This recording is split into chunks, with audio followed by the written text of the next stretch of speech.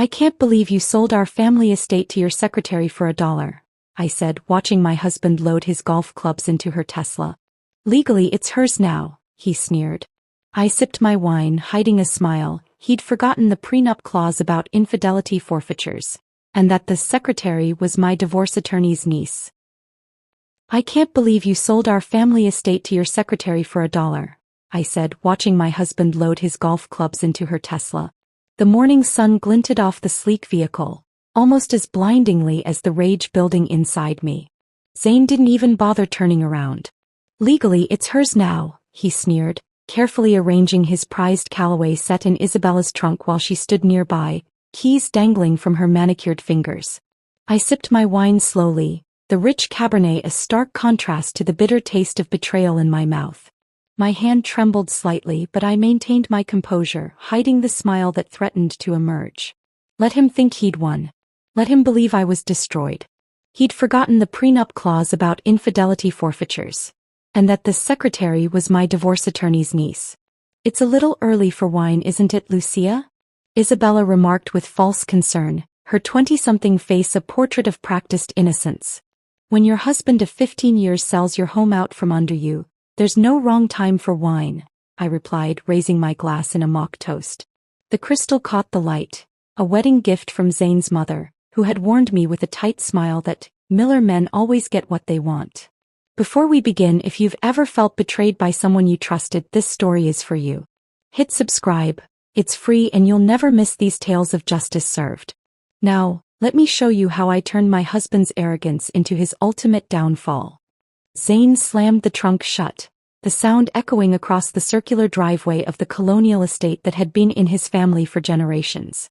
I remembered the first time I'd seen it, overwhelmed by its grandeur, never imagining it would become both my home and my prison.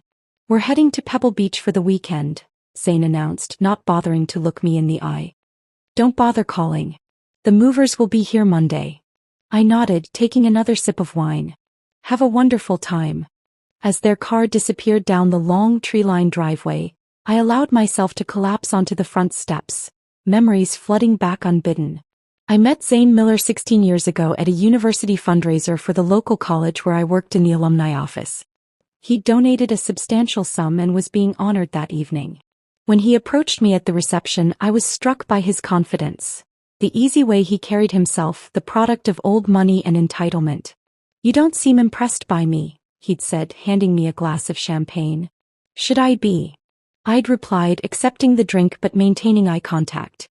He'd laughed then, genuinely delighted by my response. Everyone else here is. I hadn't planned to fall for him. At 32, I'd built a modest but satisfying life for myself. But Zane was persistent, charming, and seemed refreshingly straightforward compared to other men I'd dated. Our whirlwind romance culminated in a proposal just 3 months later. We'll be partners in everything, he'd promised, slipping a family heirloom ring onto my finger. Equal in all things. The wedding was elaborate but tasteful, held on the estate's grounds. His mother had fussed over every detail, subtly reshaping my ideas until the celebration hardly resembled what I'd envisioned. I'd conceded, believing it was a one-time compromise. I didn't realize it was just the beginning. The changes were so gradual I barely noticed them. First, Zane suggested combining our bank accounts for simplicity. Then he recommended I quit my job when he received a promotion. You don't need to work anymore, he'd said, as if offering a gift rather than removing my independence. By our 5th anniversary, he was making all financial decisions without consultation. By our 10th, I needed permission to make purchases beyond groceries. The partnership he'd promised had evolved into something unrecognizable, a gilded cage that grew smaller each year. I rose from the steps and walked back into the house, my footsteps echoing in the grand foyer. I wandered into Zane's study, running my fingers over the mahogany desk where he'd first introduced Isabella as my new secretary 8 months ago. I'd noticed the changes immediately. Zane coming home later, the lingering scent of unfamiliar perfume, the secret of phone calls. He grew careless with receipts. Dinner for 2 at restaurants we'd never visited together, hotel charges in the city despite claiming late nights at the office. There was the jewelry, a delicate bracelet I discovered in his jacket pocket that never appeared on my wrist. The weekend business trips, that coincided with Isabella's absences from the office. 3 months ago I'd started documenting everything. The late nights. The lies about his whereabouts that were easily disproven. The money transferring from our joint accounts to unknown destinations. The breaking point came last Tuesday. Zane had left for work in a hurry, forgetting to lock his briefcase. I'd never snooped before, respecting boundaries even as he dismantled mine. But something, intuition perhaps, prompted me to open it. Inside, beneath quarterly reports and business proposals, lay a manila folder containing draft divorce papers. My name was highlighted throughout the document, along with notations about minimal settlement requirements and asset protection strategies. I remember standing in his study, papers trembling in my hands as 15 years of marriage crystallized into one devastating realization. I had never been a partner. I had been an acquisition, and now I was being liquidated. That night I called Sarah, my college roommate who'd become a family law attorney. We hadn't spoken in years. Another casualty of Zane's subtle isolation tactics. "Lucia?" she'd answered, surprise evident in her voice. "Is everything okay?" "No," I'd admitted, my voice breaking for the first time. "But it will be." We met for coffee the next morning, Sarah's professional demeanor softening when she saw my face. "You look like you haven't slept," she observed, ordering me a stronger drink than I'd requested. "I've been awake 15 years, I replied. "I'm just finally seeing clearly." As I detailed the situation, Sarah's expression shifted from concern to determination. When I mentioned Isabella, she paused, a strange look crossing her face. "Isabella Morgan," she clarified. "Mid-20s, drives a Tesla, blonde with a small rose tattoo on her wrist?" My stomach dropped. "You know her." Sarah's smile was slow and calculating. "She's my partner's niece. And I think we might have an interesting opportunity here." Now, walking through the empty house, I felt a strange combination of grief and liberation. The estate had never truly felt like mine, always existing as a monument to the Miller family legacy rather than a home we built together. I walked to our bedroom, my bedroom, and opened the closet door. Behind Zane's meticulously organized suits hung a safe he thought I didn't know about. I carefully entered the combination, our wedding date, his vanity making him predictable, and retrieved the prenuptial agreement we'd signed. I flipped to the clause Sarah had highlighted, reading the words that would become Zane's undoing. In the event of infidelity by either party, all assets acquired before and during the marriage shall be forfeited to the wronged spouse, including familial properties and holdings. I closed the safe, a genuine smile forming on my lips. Sometimes the finest print contained the most important details. I placed the prenup agreement back in the safe, my mind already calculating the next steps. The clause was my ammunition, but I needed strategy and precision to make it count. Zane was too powerful, too connected to take down without perfect execution. The next morning, I drove to a modest office building on the outskirts of town where Sarah had arranged for me to meet her colleague Andrea Bennett. Unlike the gleaming downtown skyscraper that housed Zane's legal team, this place was understated but purposeful, much like Andrea herself. "The infidelity clause is unusual," Andrea said, tapping her pen against the copy of our prenup. Her office was small but meticulously organized, diplomas from Harvard Law displayed without ostentation. Especially for old money families. They typically protect assets regardless of behavior. Zane thought it was romantic, I explained, remembering his smug smile as he'd added the clause. He said it showed how committed he was to fidelity.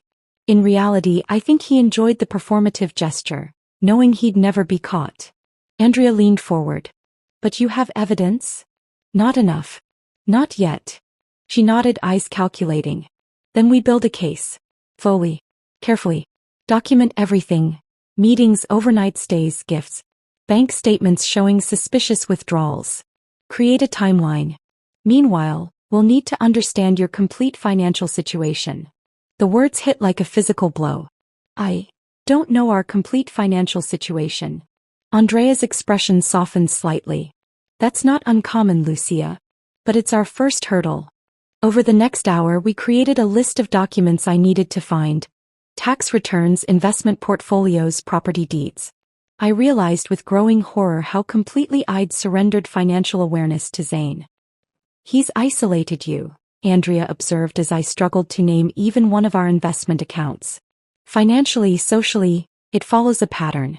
Who else besides Sarah do you still connect with regularly? The question hung in the air as I mentally scrolled through names. My college friends had gradually disappeared from my life. My cousin Maria, once like a sister, now reduced to Christmas cards. Even my book club had disbanded years ago when Zane repeatedly scheduled conflicts on meeting nights.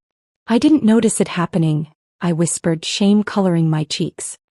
He always had reasonable explanations. The couple we used to vacation with, he said Jim had made an inappropriate comment about me. My friend Diane? He claimed she was jealous of our lifestyle and it was making her bitter. Andrea's gaze was steady, non-judgmental. Isolation is a control tactic, Lucia. But it works in our favor now. Zane thinks you have no support system. He's underestimating you. I left Andrea's office with a burner phone she provided and a renewed sense of purpose. The humiliation of my situation was still there, but it was hardening into something else. Determination. Over the next 2 weeks, I became a detective in my own marriage. While Zane was at work, I photographed financial documents, downloaded bank statements, and created copies of tax returns. I discovered offshore accounts I'd never known existed and property holdings in 3 states. The more I uncovered, the more I recognized the true extent of Zane's deception. We weren't just wealthy, we were rich beyond what he'd ever disclosed to me. And he'd been moving money, significant amounts, into accounts under only his name for years. Tracking the affair proved easier than expected. Zane had grown careless, confident in my complacency.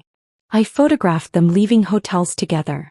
I recorded Isabella's car in our driveway when I was supposedly at yoga classes Zane had encouraged me to take. I even managed to clone his phone during one of his heavy sleep cycles after a night of drinking, giving me access to their text exchanges. Missing you already, Isabella had written after one afternoon rendezvous. Your wife doesn't deserve you. She doesn't challenge me like you do, Zane had replied. Just a few more weeks of paperwork and we're free. Reading their exchanges made me physically ill, but I documented everything meticulously, uploading evidence to a secure cloud account Andrea had created. Each piece was another nail in the coffin of Zane's arrogance. The hardest part was maintaining the facade. I continued preparing Zane's favorite meals, asking about his day, pretending not to notice the lipstick stain on his collar or the way he'd shower immediately upon returning home. I smiled through his transparent lies about working late when I had photographic evidence of him and Isabella entering her apartment. You seem different lately, Zane remarked one evening as I poured his scotch exactly how he liked it. More agreeable. I passed him his drink, my fingers brushing his. I'm just trying to appreciate what we have, I said, the double meaning my private victory. The following Tuesday I stopped at Maple Street Coffee, a small cafe far from our usual haunts, needing space to review notes before meeting Andrea. I was scanning bank statements when a familiar voice ordered at the counter. Oat milk lot extra hot light foam. I looked up to see Isabella, her back to me, tapping impatiently on her phone. I quickly gathered my papers, preparing to leave, when she turned and our eyes met. Recognition flashed across her face, followed by something unexpected. Not guilt but calculation. She approached my table with confident strides. Mrs. Miller, she said. What a surprise. Isabella, I acknowledged, struggling to maintain composure. I don't usually come to this part of town. Neither do I, she replied, sliding uninvited into the seat across from me. Except when visiting family. I maintained a neutral expression despite my racing heart. Family. My aunt and uncle live nearby. You might know my aunt actually. Isabella stirred her latte, watching me carefully. Diane Matthews? The name hit like a thunderbolt. Diane, my former best friend. The woman Zane had systematically removed from my life with claims of her resentment and toxicity. Diane is your aunt? I managed, mind racing with implications. Isabella's smile was enigmatic. Small world, isn't it? He speaks very highly of you. Or did, before you cut her out of your life. I sat frozen, pieces clicking into place. This wasn't coincidence. Isabella working for Zane, the affair, the property transfer. Suddenly everything took on a new dimension. This isn't what you think, Isabella said softly, reading my expression. But we should talk. Not here. Not now. She slid a napkin across the table with an address written on it. Tomorrow. 2 o'clock. Before I could respond, she was gone, leaving me with questions multiplying by the second and the distinct feeling that the game was far more complex than I had imagined. I stared at the napkin in my hand, Isabella's handwriting neat and deliberate. The address was for a small park on the edge of town. Public enough to be safe, secluded enough for a private conversation. My mind raced through possibilities, each more unsettling than the last. Was this a trap? A confession? Some bizarre attempt at manipulation? Sleep eluded me that night. I lay beside Zane, listening to his even breathing, wondering how someone so familiar could have become such a stranger. Morning brought no clarity. I moved through my routine mechanically, waiting for Zane to leave for an important client meeting that I knew was just another rendezvous with Isabella. Don't wait up, he called over his shoulder, not even bothering to fabricate a convincing lie anymore. At precisely 2 o'clock I arrived at the designated park. Isabella sat on a bench near a small pond, looking nothing like the polished secretary who'd been parading around my home. Her hair was pulled back in a simple ponytail, her designer clothes replaced by jeans and a sweater. She looked younger, more vulnerable. You came, she said, relief evident in her voice. Explain, I replied, remaining standing. Now. Diane is my mother's sister. When I was applying for jobs after college, she told me about you, her best friend who'd married into the Miller family and then vanished from her life. Isabella's eyes held mine steadily. She always wondered what happened. So you deliberately sought out a job with my husband? To what? Spy on me. The betrayal felt fresh, another layer of manipulation in an already tangled web. Isabella shook her head. I applied to Miller Financial Group because they were hiring and paying well. Meeting Zane, becoming his secretary, that was coincidence. But once I realized who he was, who you were. She paused. Let's just say I started noticing things. Like the fact he was pursuing you? I couldn't keep the bitterness from my voice. Like the fact he's been embezzling from his clients, including my father, Isabella countered, her voice hardening. Like the fact he's been moving assets before divorcing you.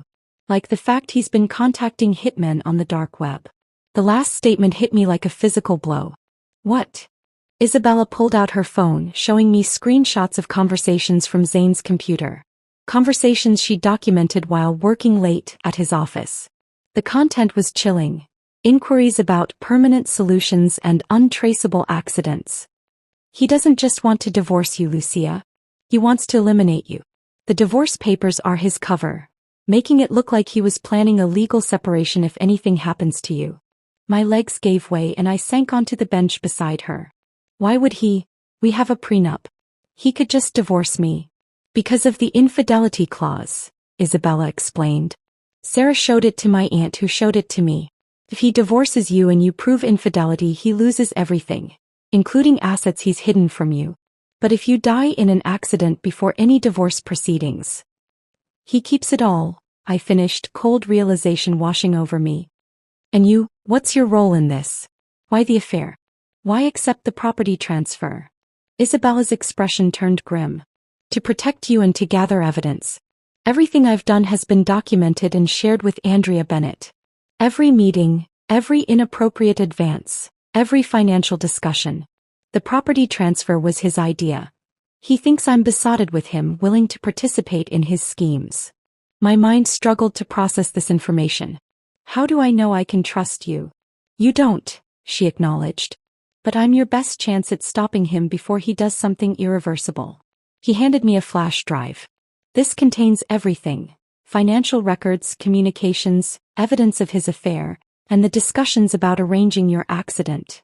Andrea has copies too. I turned the small device over in my hand, this tiny repository of my husband's true nature. Why? Why help me? For Aunt Diane who lost her best friend. For my father whose retirement Zane stole. And maybe, she admitted, because I hate seeing another woman manipulated by a man who thinks his money makes him untouchable. Over the next hour, Isabella outlined an elaborate plan. One that would use Zane's arrogance and assumptions against him. We would let him believe his scheme was working. Isabella would continue the pretense of their affair while documenting everything.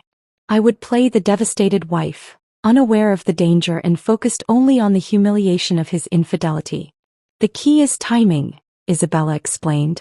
We need him to believe he's won before we reveal our hand.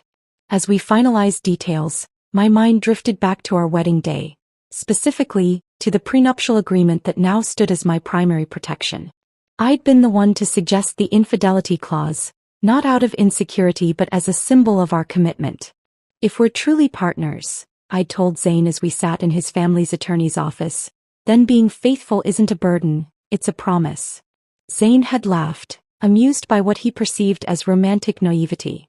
Add it in, he'd told the lawyer, signing the document with a flourish. Though neither of us will ever need it.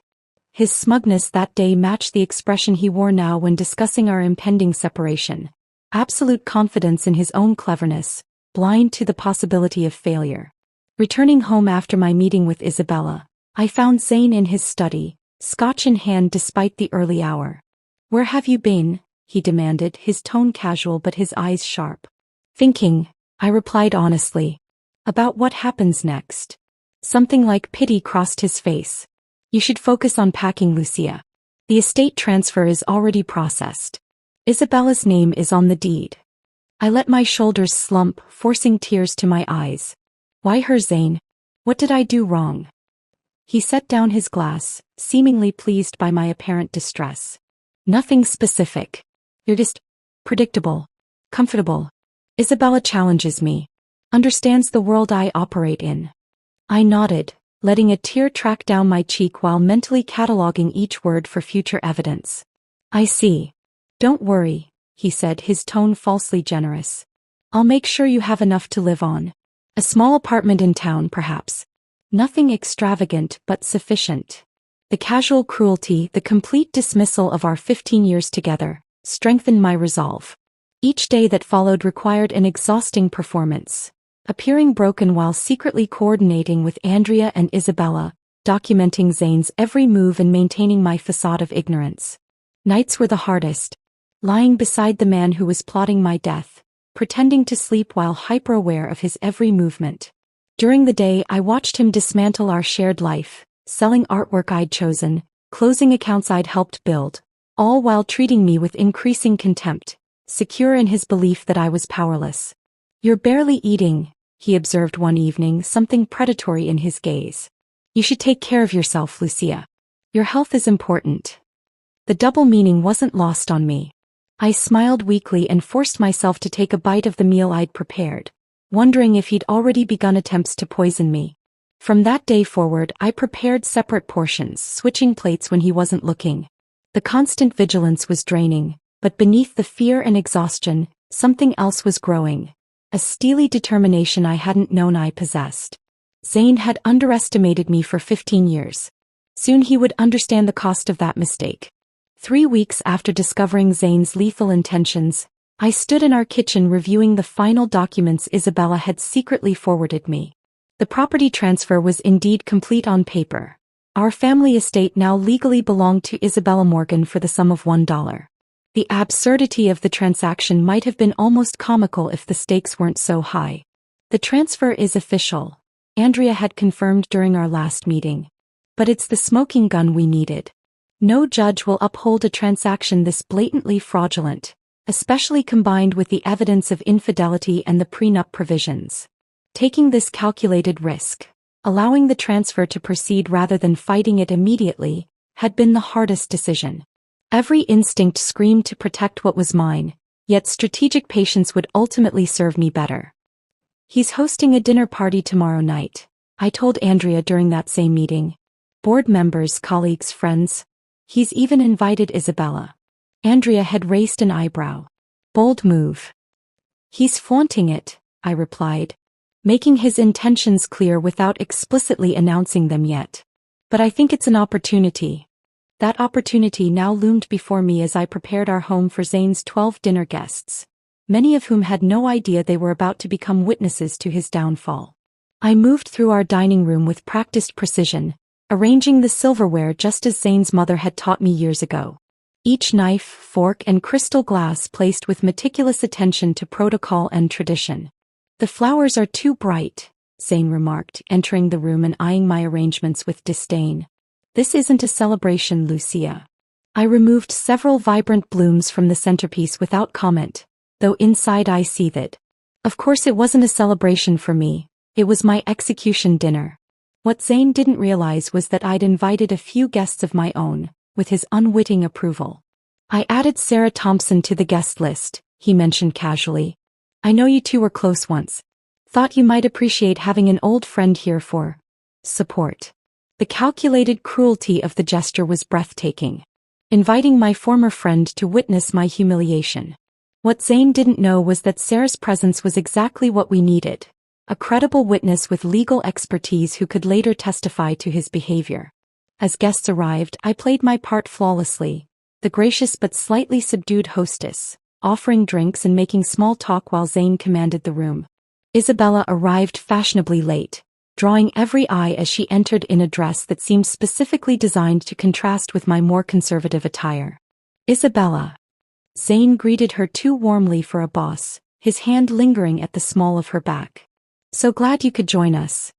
I caught Sarah's sharp intake of breath beside me, her eyes darting between Zane and Isabella, then to me with a question I answered with the slightest shake of my head. Not yet. Dinner proceeded with excruciating slowness. I served each course with perfect timing, filled wine glasses, and maintained polite conversation while Zane grew increasingly bold with his attentions toward Isabella. I'm thinking of taking a sabbatical, he announced over dessert, his hand now openly covering Isabella's on the table. Perhaps travel for a few months. Europe maybe. How lovely, remarked Caroline Dutton, wife of Zane's business partner. Will you be joining him, Lucia? Before I could respond, Zane laughed. Oh, I think Lucia will be quite busy settling into her new circumstances. The table fell uncomfortably silent, tension thickening the air. New circumstances? Prompted James Dutton, his expression concerned. Zane gestured expansively, wine sloshing dangerously in his glass. Change is inevitable, isn't it? Some things must end for others to begin. His gaze settled on Isabella, who smiled back with perfectly feigned adoration. Zane has been mentoring me, she offered innocently. Teaching me everything about managing significant assets. Including this estate, Zane added, his smile turning cruel as he looked my way. Isabella has quite a talent for acquisition. I dropped a dessert spoon, the clatter against fine china drawing all eyes to me. Forgive me, I murmured, bending to retrieve it. How clumsy. Sarah's hand found mine under the table and squeezed briefly, support and warning in one gesture. Not yet. Let him continue. In fact, Zane continued, emboldened by alcohol and arrogance, Isabella has already secured this property. Quite the negotiator. Audible gasps circled the table. Caroline Dutton's eyes widened in shock, while her husband's narrowed in suspicion. You sold your family estate? James asked carefully. Transferred ownership, Zane corrected, enjoying the drama. New blood, new vision for an old property. Isabella has excellent taste. And what will happen to Lucia? Sarah asked, her voice perfectly calibrated to sound merely concerned rather than gathering evidence. Zane waved dismissively. She'll be provided for. Modestly. Isabella leaned forward, her expression earnest. I've suggested documenting the entire arrangement. For transparency. She turned to Zane. In fact, I brought those forms I mentioned. We could sign them tonight with everyone as witnesses. It was masterfully done. Isabella was encouraging Zane to create even more documentation of his fraudulent actions, in front of credible witnesses, while appearing to be the thoughtful, responsible party. Zane, too intoxicated by both wine and power to recognize the trap, beamed with approval. Excellent idea. I love your thoroughness. While Isabella retrieved documents from her purse, I excused myself to the kitchen, needing a moment to compose myself. The walls of our home, soon to be reclaimed as mine alone, seemed to pulse with the tension of what was unfolding. During these painful weeks, I'd been quietly preparing for independence. Each day while Zane was at work, I'd selected small, meaningful items. My grandmother's recipe book, photo albums, personal jewelry, and relocated them to a safe location. I'd reconnected with friends Zane had driven away, rebuilding a support network he'd spent years dismantling. I'd also been transferring skills back into my name. The gardening subscriptions I'd maintained for years. The utilities I'd managed while Zane focused on more important matters. Small things that would make transition to independence smoother. Returning to the dining room with coffee, I found Zane proudly signing Isabella's documents with a theatrical flourish. His signature, bold and oversized as always, creating yet another piece of evidence against him. Witnessed and documented, he announced, looking around the table at the uncomfortable faces of our guests. His eyes found mine, seeking the devastation he expected to see.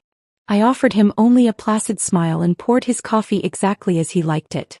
3 days later, Zane packed his bags for what he claimed was a business trip, but was obviously his planned escape with Isabella. I stood in the driveway watching him load his prized golf clubs into her Tesla. The same scene that had begun this chapter of our story.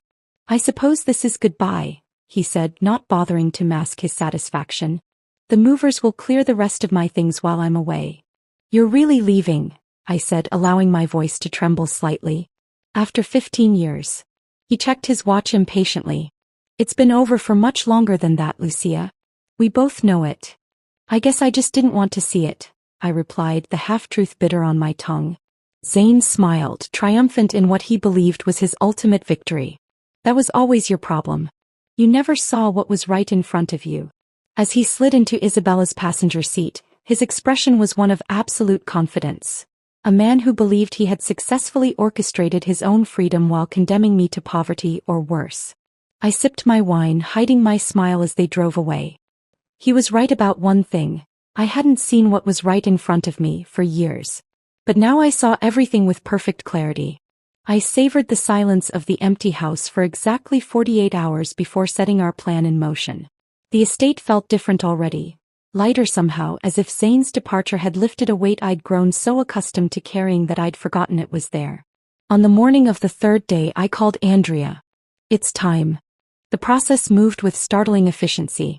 By noon, papers were filed.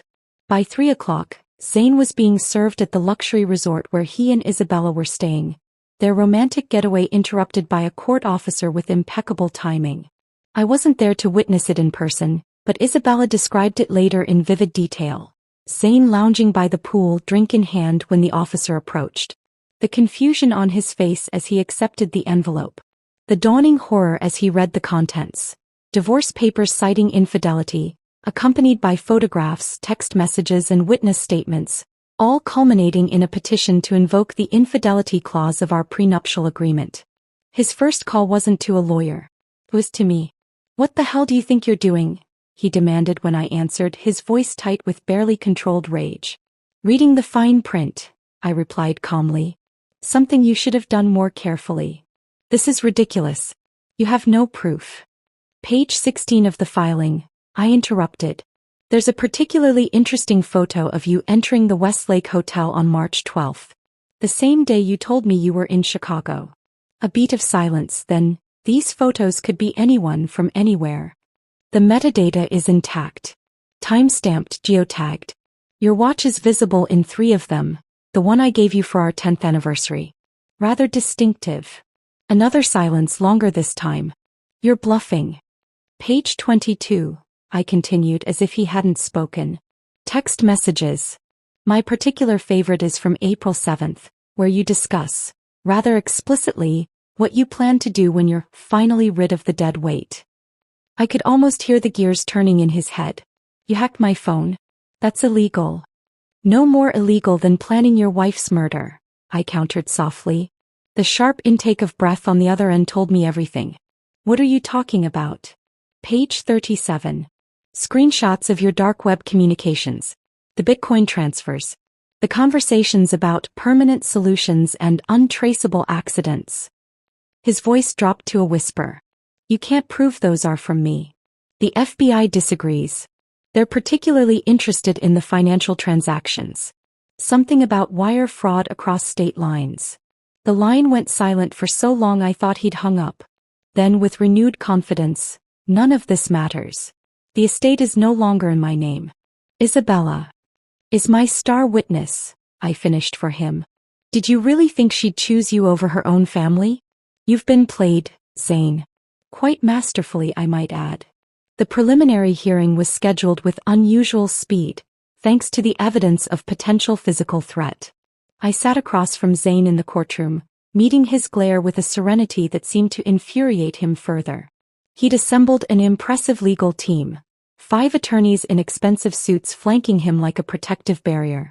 I had Andrea, Sarah, and Isabella seated beside me. Quality over quantity. The judge, a stern woman in her 60s who'd seen every trick in the book, reviewed our filings with methodical care. When she reached the section detailing the property transfer, she looked up, her gaze sharp. "Mr. Miller, you transferred a family estate valued at approximately $12 million to Ms. Morgan for $1? Zane's lead attorney leaned forward. "Your Honor, that transaction was a legitimate gift between an employer and his secretary with whom he was having an extramarital affair," the judge finished dryly, "while actively planning to divorce his wife of 15 years. The transfer was completed legally," the attorney insisted. "All paperwork was filed correctly." "Actually," Isabella spoke up, her voice clear in the hushed courtroom, "I never signed the actual deed transfer. The documents Mr. Miller signed at the dinner party were acknowledgments that the property was being transferred fraudulently to circumvent the prenuptial agreement." Zane's face drained of color as Isabella slid a document across to the judge. "This is my sworn affidavit detailing Mr. Miller's instructions to me regarding the property transfer, along with recordings of our conversations about his intentions." The judge reviewed the document, her expression hardening. "Ms. Morgan, you were acting as an informant? After discovering Mr. Miller's embezzlement from my father's accounts and his discussions about arranging an accident for his wife, yes." The courtroom erupted in murmurs. Zane's attorney called for a recess, which the judge granted. As they huddled in desperate consultation, I caught Zane staring at me with naked hatred, and beneath it something I'd never seen from him before: fear. When proceedings resumed, Zane's legal strategy had visibly shifted from aggressive offense to damage control. His attorney now spoke of misunderstandings and exaggerated concerns, offering generous settlement terms that would have seemed miraculous weeks ago. The judge was unmoved. "The court finds sufficient evidence to freeze all assets pending full investigation of both the fraud allegations and the potential criminal charges regarding conspiracy to commit murder." Walking out of the courthouse that day, I felt a strange lightness, not triumph exactly, but the first tentative steps toward reclaiming my life. The full divorce proceedings took months, but the outcome was never really in doubt. The infidelity clause was invoked, nullifying any claim Zane had to our joint assets. The property transfer was invalidated. The criminal investigation into his darker plans continued separately, ensuring he wouldn't threaten me again. More meaningful than the material victory was my internal transformation. Each day brought small reclamations of self, redecorating rooms to my taste, inviting friends over without anxiety, making financial decisions confidently. I reconnected with my cousin Maria, who cried when I called. "I thought you didn't want me in your life anymore," she admitted. "Never," I assured her. "That was Zane's doing, not mine." Diane and I rebuilt our friendship slowly, carefully.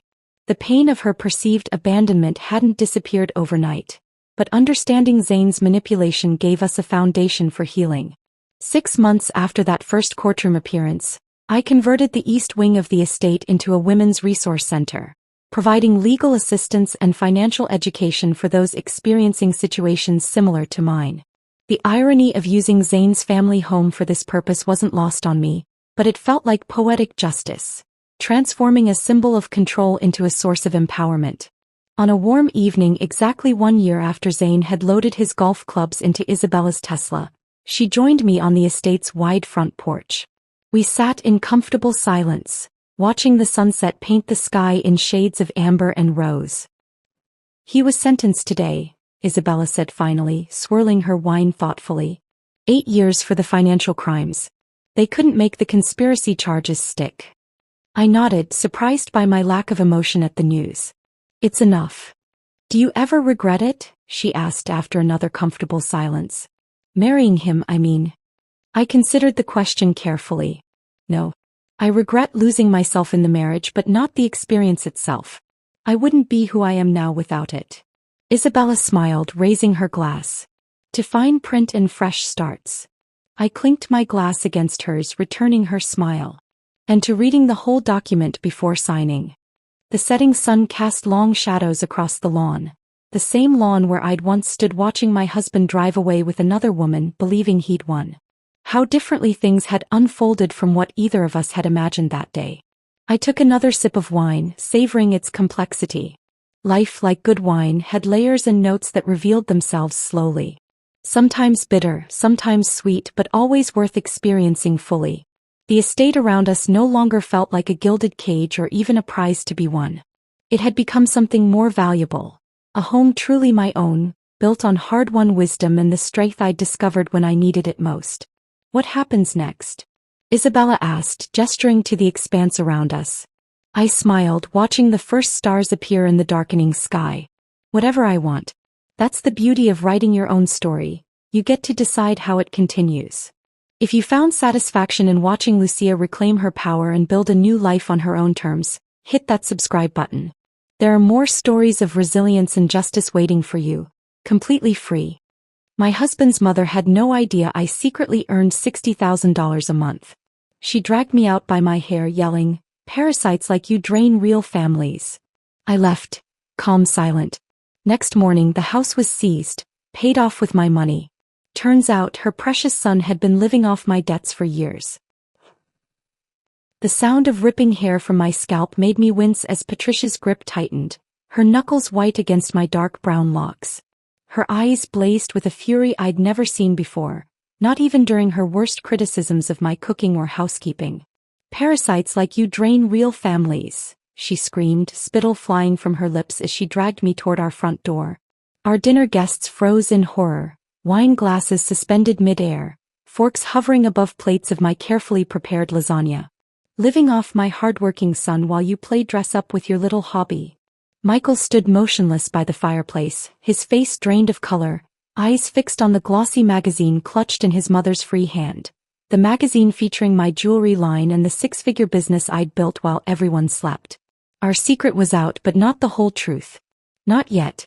I didn't fight back as she pushed me onto our porch, my designer dress, the one she assumed Michael had bought me, catching on the doorframe. In the eerie silence that followed her tirade, I simply nodded, collected my purse and walked barefoot to my car. The neighbors peeked through curtains, hungry for drama in our otherwise quiet suburban street. "You'll regret this," Patricia called after me, her voice carrying in the still night air. "My son deserves better than a leech who can't contribute." If only she knew that her precious son hadn't contributed a dime to our household in 5 months. If only she knew whose money had saved her own home from foreclosure after her late husband's medical bills arrived. But she would learn. By tomorrow morning she would understand exactly who had been supporting whom. I hadn't always worked in secret. 3 years ago I was a marketing executive at a firm in downtown Pittsburgh, working 60-hour weeks and bringing home a comfortable salary. I met Michael at a client dinner. He was the accountant handling their books, with kind eyes and a quiet confidence that balanced my more outspoken nature. Our courtship was a whirlwind, and within 6 months, we were planning our wedding. "You'll be such a wonderful provider," his mother had gushed during our engagement party, patting her son's arm while barely acknowledging my career. "Lauren can finally slow down and focus on building a real home." Michael had squeezed my hand under the table, a silent apology for his mother's traditional views. "Mom, Lauren loves her job," he'd said, defending me with the strength that made me fall for him in the first place. "We're partners in this."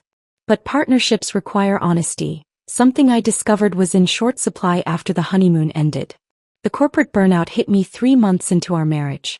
After a panic attack in the office bathroom and a doctor's warning about stress-induced health problems, I made the difficult decision to resign. That same week, while organizing our home office, I found a small box of my grandmother's vintage jewelry that I'd inherited years ago.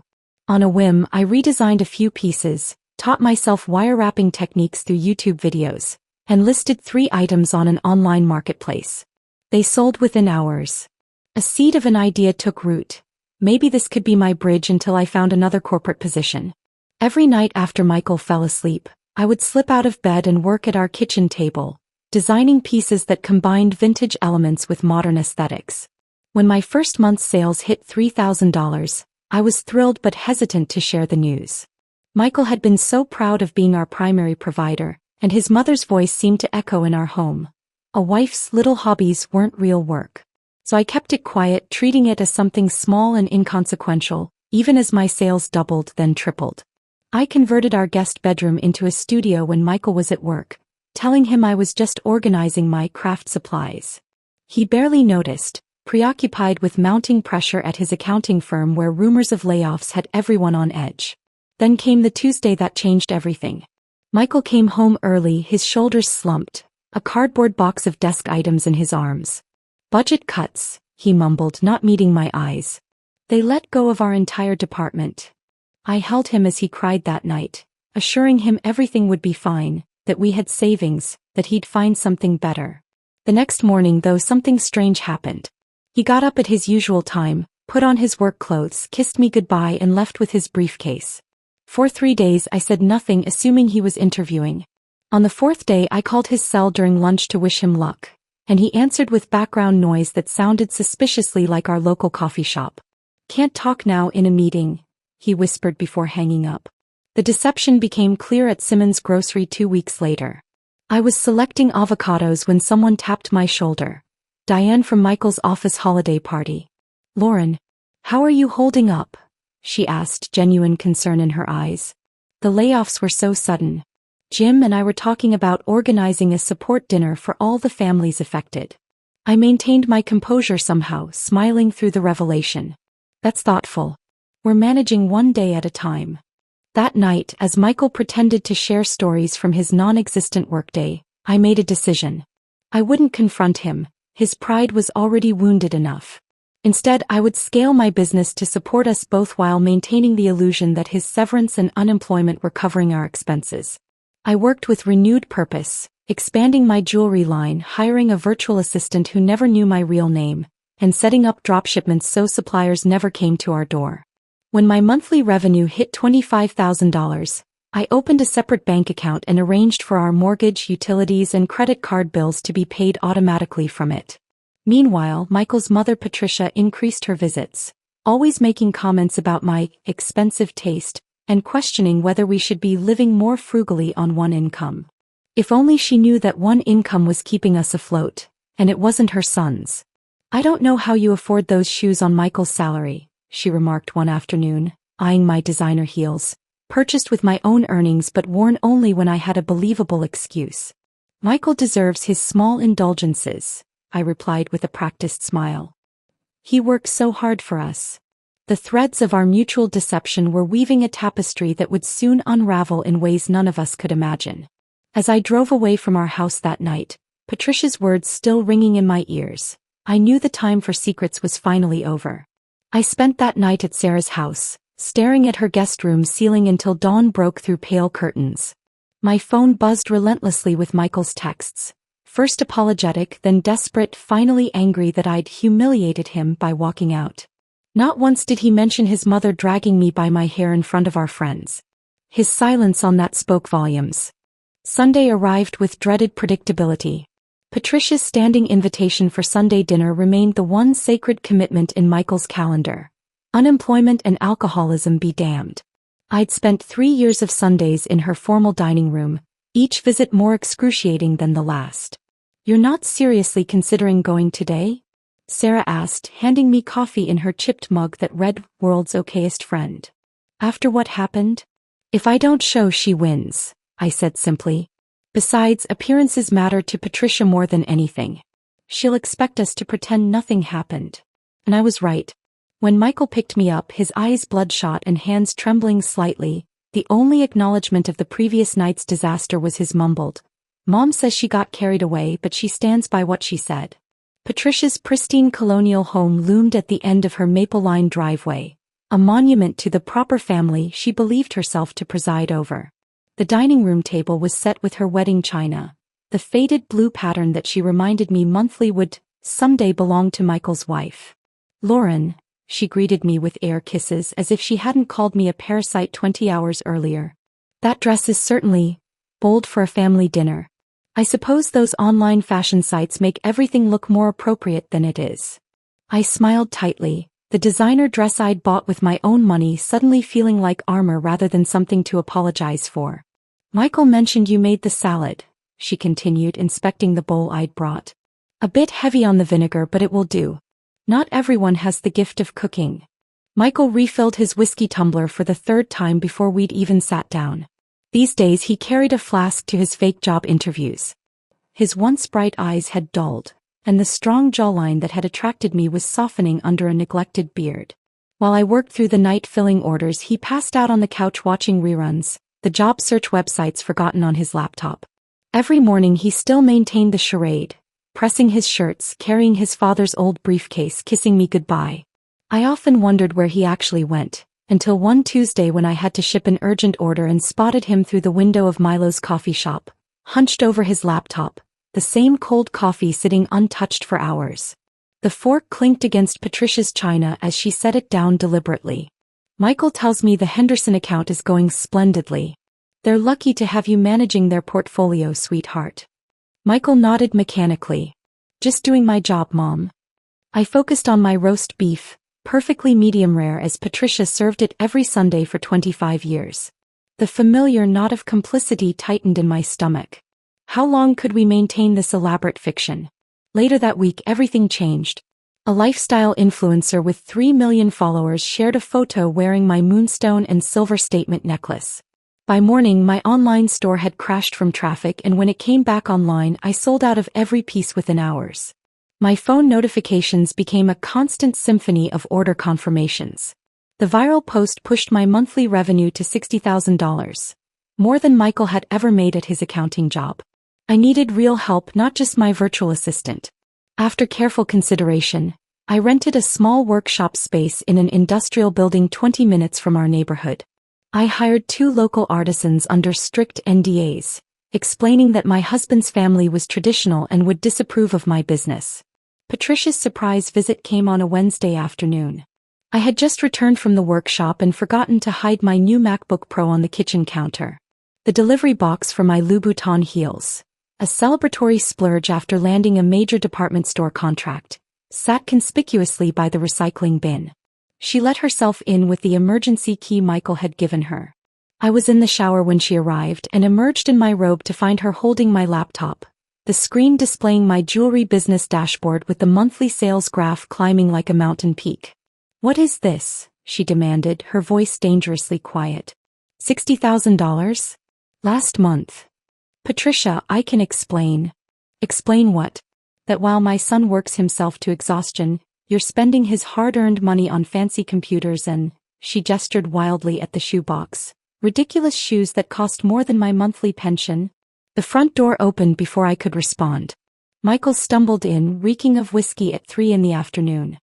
His bloodshot eyes widened at the tableau before him, his mother clutching my laptop, me in a bathrobe, both of us locked in silent combat. "Mom?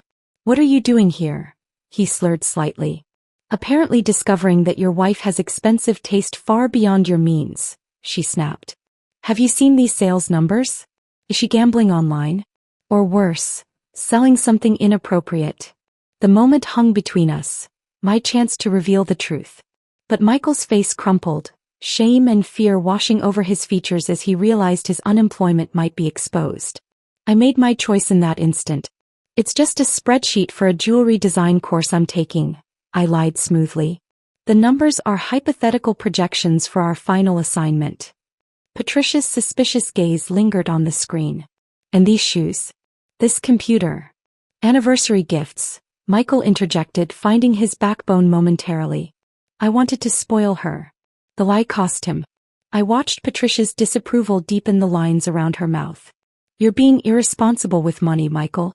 Just like your father was before." "That's enough, Mom," he interrupted with unusual firmness. She left in a huff, but the damage was done. That night, Michael drank himself into oblivion, mumbling apologies for not being enough. I held him until he passed out, then returned to my workshop to fill orders until dawn, the weight of our shared deception becoming unbearable. The neighborhood barbecue 2 weeks later brought everything to a boiling point. The Andersons hosted their annual summer gathering, and everyone who witnessed my humiliation at our dinner party would be there. Michael insisted we attend, to show everything's fine. I wore a simple sundress that wouldn't attract Patricia's criticism, but made the mistake of wearing a prototype of my new jewelry line. A delicate gold necklace with interwoven sapphires that caught the sunlight. "What a unique piece," Ellen Anderson remarked, leaning closer. "I've never seen anything like it." Before I could respond, Patricia appeared with 2 neighbors in tow. "My son has exquisite taste in gifts, doesn't he?" She beamed, placing a possessive hand on Michael's arm. "Senior accountant at 33 and still finds ways to spoil his wife." Michael's smile didn't reach his eyes as he nodded along, the plastic cup in his hand trembling slightly. I stood frozen, torn between protecting his fragile ego and screaming the truth to the immaculate suburban gardens around us. "He's the real provider in the family," Patricia continued, her eyes challenging me directly. "A proper man who takes care of his responsibilities." Behind her words lay the unspoken accusation. What exactly was I providing? As I watched my husband drain another drink, avoiding everyone's eyes, I wondered how much longer I could bear the weight of these appearances before something broke irreparably. Patricia's words hung in the humid summer air as conversation around us resumed. Michael wandered off toward the drinks table, leaving me alone with my thoughts and the weight of our charade. I excused myself to the bathroom, needing a moment of solitude. My phone buzzed in my purse. The email subject line caught my breath. Invitation. Emerging Designers Showcase, Philadelphia. I scanned the message with trembling fingers. The Eastern Seaboard Jewelry Association was inviting me to display my collection at their annual showcase, an event attended by major retailers, collectors, and press from across the country. This was my moment. The opportunity that could elevate my business from successful online venture to recognized brand. All I needed to do was accept and destroy the fragile illusion we'd built. My name would be printed in programs, displayed on banners. Photographs would appear in trade publications. There would be no hiding behind an anonymous business identity anymore. Everyone would know. Michael, Patricia, our entire social circle. I splashed cold water on my face and rejoined the barbecue, the email burning a hole in my consciousness. Michael was now slumped in an Adirondack chair, eyes unfocused as he listened to Dave Anderson talk about his latest golf game. I slipped my hand into his. "Ready to head home?" I asked softly. He nodded, relief washing over his features. The walk home was silent, the weight of pretense exhausting us both. While Michael fell into bed still fully clothed, I stayed up, staring at the invitation, cursor hovering over the accept button until sunrise streaked the sky with pink. 3 days later, I arrived home from my workshop to find Michael sitting at our kitchen island, my business bank statements spread before him.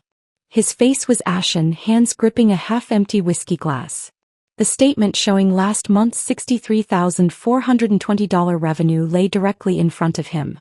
"I was looking for our tax returns," he said, voice hollow. The drawer was unlocked. I set down my bag slowly. "Michael, $63,000. He looked up, eyes red-rimmed. "In 1 month. While I've been pretending to have a job I lost months ago. I wanted to tell you," I said, sitting beside him. "I just didn't know how." "How long?" he asked. "How long have you been supporting us?" 5 months, I admitted. "Since your layoff." A sound escaped him, half laugh, half sob. "All this time I thought I was protecting you from the truth." He gestured wildly at the statements. "But you've been carrying us both. And I've been, what? A pathetic fraud." "No," I insisted, taking his hands. "You were hurt." "I understand that. My mother can never know," he whispered, suddenly gripping my fingers with desperate strength. "Lauren promised me, if she found out I wasn't providing for my family, that my wife was the breadwinner, she'd..." He couldn't finish the sentence, but I understood. Patricia's entire identity was wrapped in traditional gender roles and appearances. Her son's perceived success was her own validation. His failure would destroy her carefully constructed reality. "I got invited to a design showcase," I said quietly. "It could change everything for the business." Terror flashed across his face. "You can't. Lauren, please." "Not yet." I nodded, swallowing my disappointment. That night, I declined the invitation, citing scheduling conflicts. Another sacrifice on the altar of appearances. The following weeks brought new tensions. Patricia's suspicions about our lifestyle didn't abate. When I traded in my 5-year-old sedan for a modest luxury SUV, A necessary upgrade to transport my jewelry inventory. Her eyes narrowed during her next visit. Moving up in the world, aren't we? She remarked, running a manicured finger along the leather dashboard. Michael must be doing very well indeed. 2 days later, Sarah called me over for coffee, her expression troubled. You need to know what's being said, she began hesitantly. Patricia told the book club you married Michael for his money. She's suggesting you're pressuring him to live beyond his means. I set down my cup. She called me a gold digger? The irony was almost laughable. Not in those exact words, Sarah hedged. But she made it clear she thinks you're taking advantage of him. She reached across the table. Lauren, this is eating you alive. I see how exhausted you are working all night maintaining this pretense. When are you going to tell the truth? It's not my truth to tell, I said softly. It's Michael's. Sarah had been my confidant since I moved my workshop operations out of our home. She'd helped me load inventory into my car on days when Michael went to his mother's. She'd listened as I vented my frustrations, always offering a sympathetic ear and never judgment. At least consider talking to someone professional, she suggested. This level of stress isn't sustainable. He was right. The migraines had started 2 months ago, blinding pain that arrived with the pressure of maintaining our facade. Sleep had become a luxury between filling orders and worrying about Michael's increasing dependence on alcohol. The charity gala for children's cancer research arrived in early autumn. Michael had sobered up for the occasion, determined to network with former colleagues who might offer job leads. I wore a simple black dress that even Patricia couldn't criticize, accessorized with my latest design. A statement necklace featuring cascading opals set in rose gold. That piece is extraordinary, a woman commented during cocktail hour, extending her hand. I'm Elaine Winters, fashion editor at Style Monthly. My heart skipped. Lauren Thompson. Thank you, it's one of my own designs. You're a designer? Her interest piqued immediately. The craftsmanship is museum quality. Do you have a collection? Before I could answer, Patricia materialized at my elbow, champagne flute in hand. Lauren dabbles in crafts, she interjected dismissively. Just a little hobby. Elaine's perfectly arched eyebrow rose. This goes well beyond dabbling. I'd love to feature your work in our Emerging Artisans spread next month. Patricia's face tightened as Elaine handed me her business card. Call my office Monday. We'll set up a proper interview and photo shoot. As Elaine walked away, Patricia turned to me, voice low and dangerous. What game are you playing, Lauren? First the car, now this? Do you think people won't talk about where the money's coming from? What exactly are you implying? I asked, my patience finally fraying. I'm saying appearances matter, she hissed. And something doesn't add up about yours. I spotted Michael across the room, watching our exchange with naked anxiety. The facade was cracking, hairline fractures spreading through our carefully constructed image. One push and the entire structure would collapse around us. That night, after Michael had fallen asleep, I called the number on Elaine's card and left a message accepting her offer. The time for hiding was over. Whatever came next, I would face it standing in my truth, even if it meant walking alone. 3 weeks after my late-night call to Elaine, life continued in its precarious balance. Michael had landed 2 job interviews, real ones this time, and was drinking less. My workshop had expanded to include a 3rd assistant. The photo shoot for Style Monthly had gone smoothly, with Elaine gushing over each piece in my collection. For a brief moment, I allowed myself to hope that perhaps we could transition into honesty without catastrophe. Then came Thursday. I was packaging orders when Sarah called, her voice unnaturally tight. Lauren, you need to prepare yourself. Patricia knows. My hands froze mid-fold on tissue paper. Knows what exactly? Everything. The new issue of Style Monthly was delivered to Haute Cut Salon this morning. Patricia was under the dryer when her stylist brought it to her, gushing about how she knew someone featured inside. Sarah paused. The headline calls you jewelry's rising star, and mentions your $60,000 monthly revenue. Cold dread pooled in my stomach. Where is she now? She left the salon 20 minutes ago. Her hair was still wet. I thanked Sarah and immediately called Michael, who was supposedly at a job interview but more likely at his usual coffee shop. No answer. I texted, * your mother *saw the magazine feature. She knows about my business. Call me immediately. * Asterisk. Within seconds my phone lit up. What magazine? What have you done? Michael's voice was panicked, the background noise suggesting he was indeed at Milo's Coffee. Style Monthly. The interview I mentioned from the gala. I kept my voice steady. Michael, come home now. We need to face this together. I can't. I have another interview at 3 o'clock, he lied automatically. No you don't, I said quietly. Please don't make me face your mother alone. The silence stretched between us until he whispered, I'll be there in 20. I had just enough time to cancel my afternoon workshop session and drive home. Our dinner guests would arrive at 7 o'clock, a casual gathering with neighbors I'd planned weeks ago. There was no time to cancel, and perhaps having others present would temper Patricia's reaction. Michael arrived looking haggard, his interview suit wrinkled. Maybe she won't come, he said, pacing our kitchen. Maybe she'll cool down first. I shook my head. You know your mother better than that. We spent the afternoon in tense preparation for the inevitable storm. When our guests began arriving, the Hendersons from across the street, Dave and Ellen Anderson, Sarah and her husband Mark, I almost convinced myself Patricia might wait until tomorrow. The lasagna was just coming out of the oven when our front door flew open without a knock. Patricia stood in the entryway, clutching the glossy magazine with white knuckles, her salon cape still clipped around her neck and her hair set in messy half-finished curls. The salon must have been in chaos after her abrupt departure. I want everyone to see this, she announced, holding the magazine aloft like evidence at a trial. Our guests froze, wine glasses halfway to lips, forks suspended over salad plates. My son's wife has been lying to all of us. She slapped the magazine down on our dining table, the pages open to my 4-page spread. My photograph smiled back at me, surrounded by my jewelry pieces and the headline, Lauren Thompson, crafting modern heirlooms at $60,000 per month. Is this some kind of joke? Patricia demanded, her finger jabbing at the revenue figure mentioned in the article. Are you running some kind of scam using my son's good name? Mom, please, Michael began, his voice faltering. Let's discuss this privately. Privately? Like she's been secretly running this business behind everyone's back. Patricia's voice rose with each word. While you work yourself to exhaustion providing for her, she's been what? Playing entrepreneur. Taking credit for your success. The irony of her accusations might have been comical if not for the venom in her voice. I stepped forward, determined to end the charade once and for all. Patricia, that money is mine. The business is mine. I built it from nothing over the past 3 years. I kept my voice level, dignified. There's been no scam, just hard work. Her eyes narrowed to slits.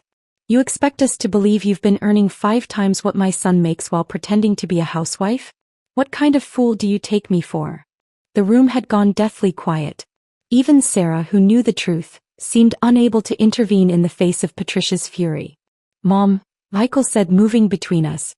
Lauren's telling the truth. He swallowed hard. In fact, she's been supporting us both since I lost my job 5 months ago. The confession hung in the air like shattered glass. Patricia's face contorted in disbelief. What did you say? She whispered. I was laid off in April, he continued, his voice gathering strength. Lauren's jewelry business has paid our mortgage, our bills, everything while I've been looking for work. For a moment, Patricia stood motionless, processing this betrayal of her worldview.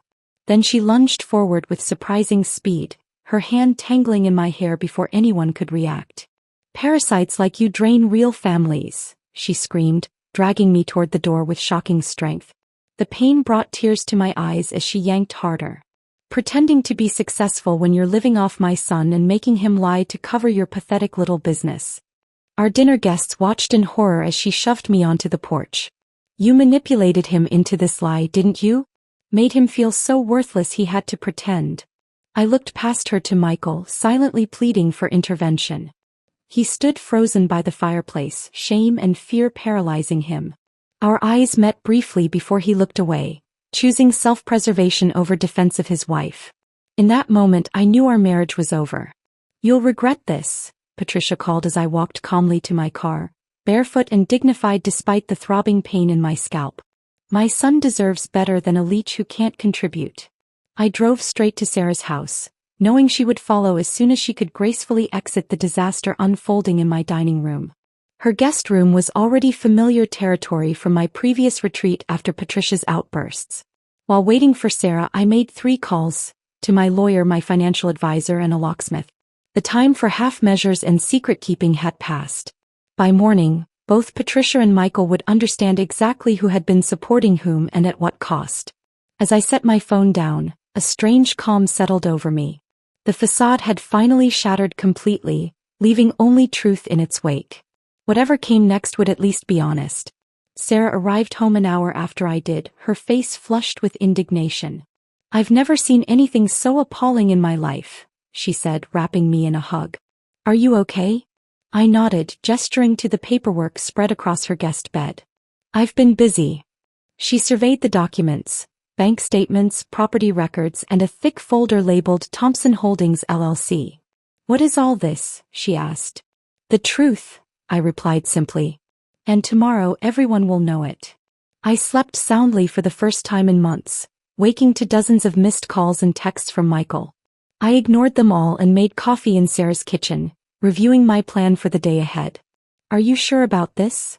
Sarah asked, watching me apply makeup with steady hands. "It's not too late to handle things privately." Privacy allowed this situation to fester, I said. "It's time for transparency." At precisely 9 a.m. I pulled into our driveway. Michael's car was there, as was Patricia's. Perfect. The locksmith had already come and gone. The new keys sat heavy in my purse. I entered what had once been our home with calm purpose, finding Michael and Patricia in the kitchen. She was berating him about his unemployment while he stared hollow-eyed into a coffee cup. Both looked up when I entered, startled by my composed appearance after last night's drama. "Lauren," Michael began, rising quickly. "I'm so sorry about last night. Mom was just upset and—" "I came to drop these off," I interrupted, placing a thick manila envelope on the kitchen island. "You'll both want to review them." Patricia scoffed. "If you think some silly legal threats will intimidate me." "They're not threats," I said, maintaining eye contact. "They're mortgage statements. For both this house and yours, Patricia." Her hand froze mid-gesture. "What nonsense are you talking about?" I opened the envelope, removing 2 sets of documents. "These show all payments on both properties for the past 6 months. All made from my business account." Michael approached slowly, scanning the papers with growing disbelief. "But I thought the mortgage was on auto-pay from our joint account." "It was. Until the funds ran out 4 months ago." I kept my voice neutral, reciting facts rather than accusations. "When you started withdrawing from our savings for your daily expenses but weren't depositing anything, I adjusted the payments to come directly from my business." Patricia snatched the papers, her face reddening as she saw the truth in black and white. "This is some kind of trick," she sputtered. The doorbell rang. Perfect timing. "That would be the sheriff," I said quietly. "With eviction papers for your house, Patricia." Her face drained of color as Michael looked between us in confusion. "Eviction? Mom's house is paid off. Dad left it free and clear when he died." I shook my head gently. "Your father remortgaged the house to pay for his cancer treatments. The bank was foreclosing after 3 missed payments when I bought it through my business holding company 7 months ago." The sheriff's knock came more insistently. Michael opened the door to find not only the uniformed officer but 2 of our neighbors who had witnessed last night's scene, their curiosity bringing them outside to watch the morning's developments. "Patricia Hargrove?" the sheriff called out, official papers in hand. She appeared in the doorway like a cornered animal. "There's been a mistake," she insisted. "This is my house, my late husband's house." "Not according to county records, ma'am. This property belongs to Thompson Holdings LLC, and they've initiated eviction proceedings. You have 30 days to vacate." Patricia turned to me, comprehension dawning in her eyes. You bought my house?" The accusation in her voice was unmistakable, as though I'd stolen something rightfully hers. "I saved your house," I corrected her, "and paid the mortgage for months while you called me a parasite." As the sheriff left, our small audience of neighbors grew, drawn by the commotion. Michael pulled me into the living room, his face ashen. "Why didn't you tell me about any of this?" he pleaded. "You weren't ready to hear it," I said. "You were barely holding yourself together." His eyes filled with tears. "I'm so sorry, Lauren. For everything. I'll make it up to you, I swear. For a moment, I glimpsed the man I'd fallen in love with, earnest and vulnerable. Then he added, just please don't tell anyone else about the jobs. Or Mom's house. Always appearances. Even now. There's something else you should know, I said. The irregular withdrawals from my business account. 5,000 here, 7,000 there. I traced them. His face crumpled. I was trying to help Mom with Dad's leftover medical bills, he confessed. And then there were the credit cards you didn't know about. I just needed to maintain things until I found another job. You stole from me, I said simply, while I was keeping our lives afloat. Patricia stormed into the room, having overheard. Don't you dare make my son feel guilty. If you had been honest about your precious business from the start. Stop. My voice cut through her tirade with unexpected authority. For 3 years I've endured your criticism and judgment. I've watched you undermine my marriage and belittle my contributions. I'm not here for revenge, Patricia. I just want you to finally see the truth. I turned to Michael. I've filed for divorce. My lawyer will contact you tomorrow. As I moved toward the door, Patricia called after me. You think you're so clever, but you've destroyed this family. I paused, turning to face them both one last time. No, Patricia. I subsidized this family. There's a difference. 3 months later, I stood in the sunlit space of my first physical storefront. Thompson handcrafted, read the elegant sign above imported Italian marble countertops. My team had expanded to 7 artisans, all women re-entering the workforce after career breaks. The divorce had been finalized with surprising speed once Michael realized fighting would mean public exposure of his deception. I'd been fair in the settlement, even allowing him 6 more months in the house while he secured stable employment.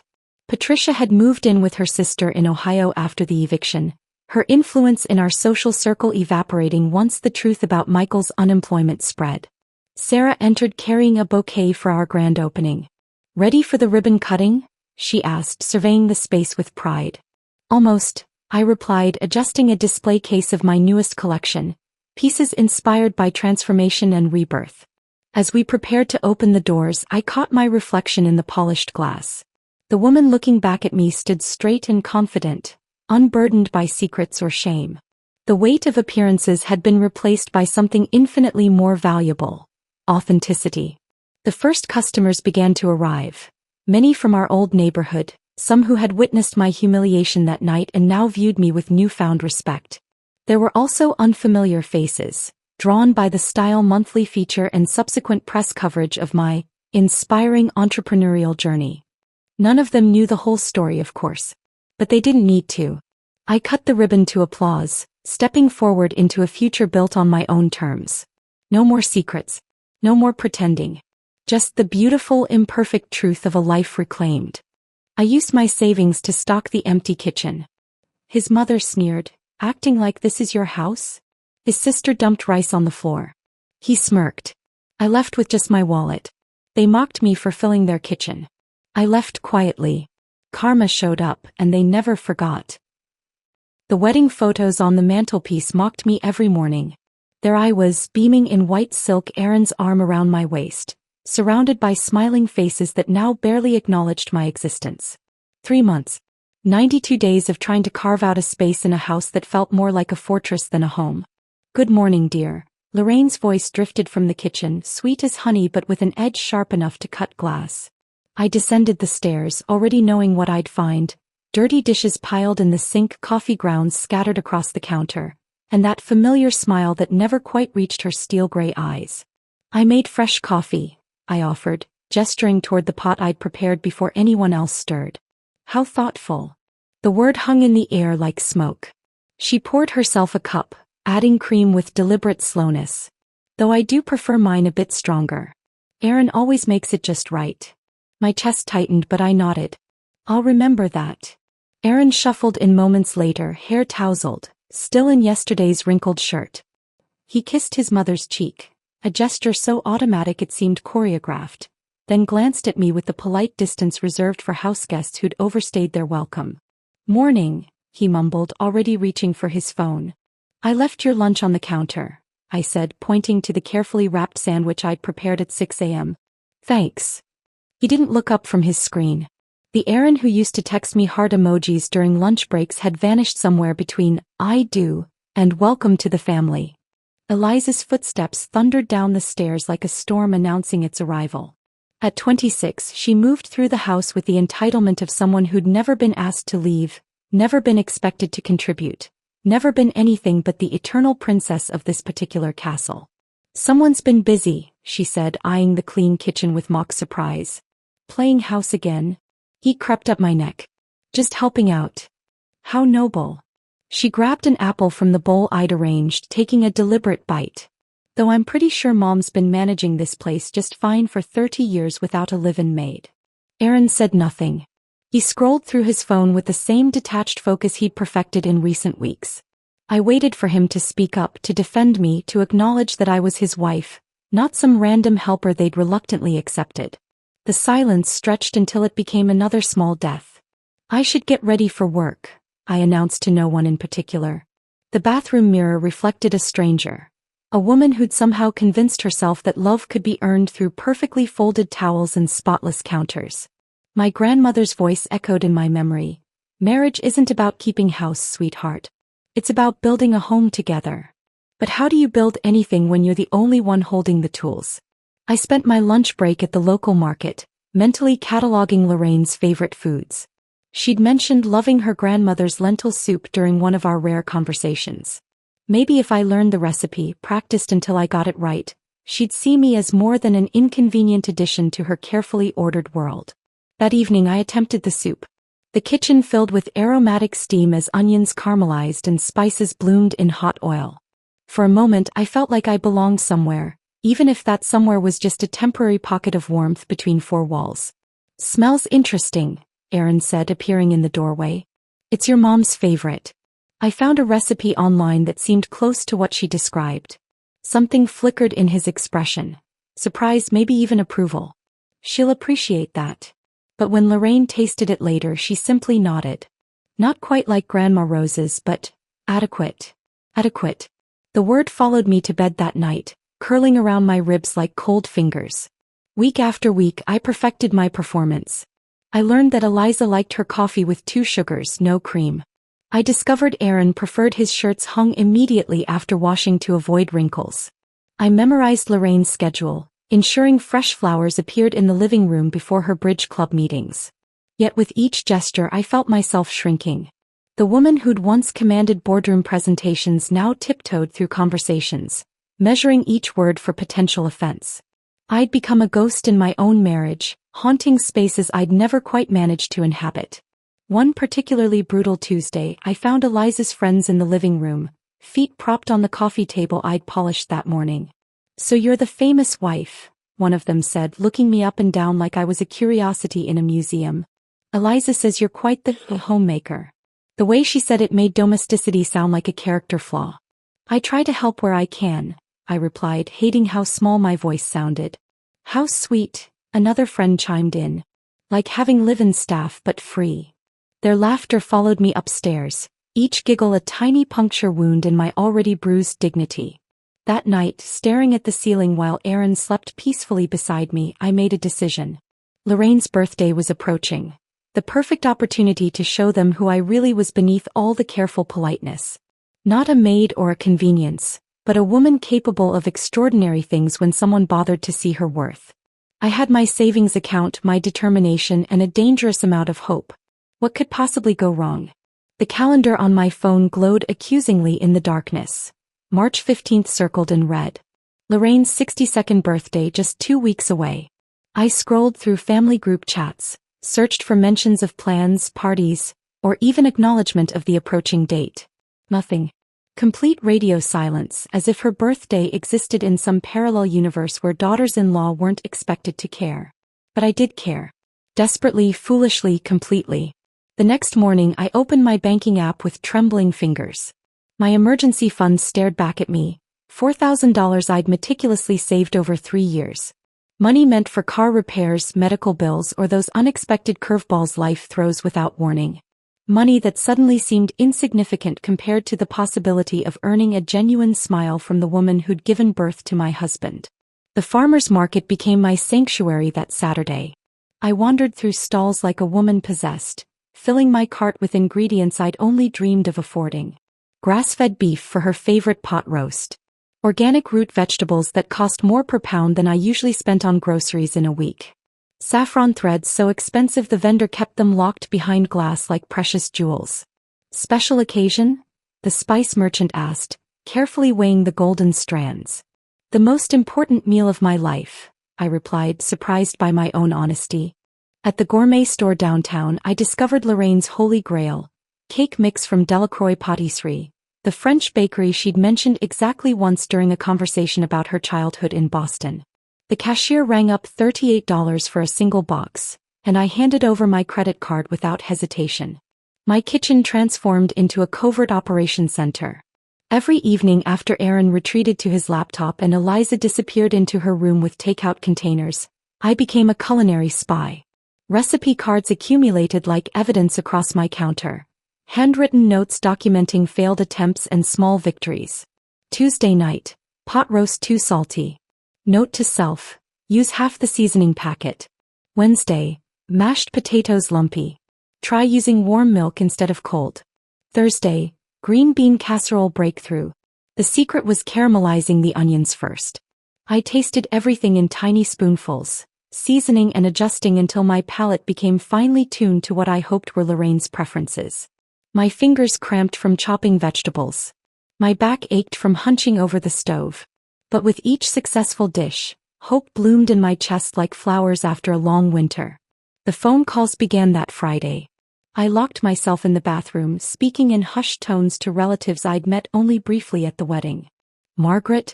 This is Aaron's wife. I know we haven't spoken much, but I'm planning something special for Lorraine's birthday. Her sister's voice warmed immediately. Oh honey, that's wonderful. Lorraine hasn't had a proper celebration in years. What can I do to help? One by one I contacted them all.